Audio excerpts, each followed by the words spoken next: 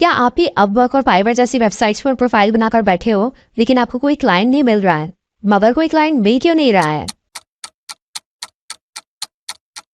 तो उसके पीछे का रीजन ये है कि अपवर्क और फाइवर जैसी वेबसाइट्स पर ऑलरेडी फ्रीलांसिंग के मंजे हुए खिलाड़ी बैठे हुए हैं। इनकी 5 स्टार रेटिंग्स हैं और वो किसी भी क्लाइंट के काम को आपसे 10 गुना बेहतर कर सकते हैं। तो फिर कोई भी क्लाइंट आपको काम क्यों देगा?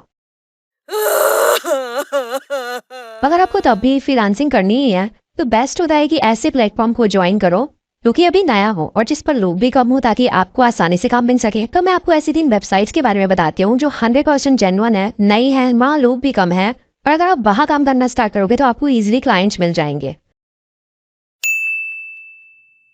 पहली है लेजिट। ये एकदम फाइवर की तरह है, यहाँ पर आपको हर तरह की जॉब्स करने को मिल जाएगी। दूसरी है कॉन्ट्रा, जो आपसे कोई सर्विस फी नहीं चार्ज करते हैं। जितना काम करके आप पैसा कमाओगे वो सारा का सारा आपके पास ही आएगा। कॉन्ट्रा एक भी रुपया नहीं लेती है। तीसरी साइट है वेटे। ये स्पेशली एसईओ फ्रीलांसर्स के लिए है।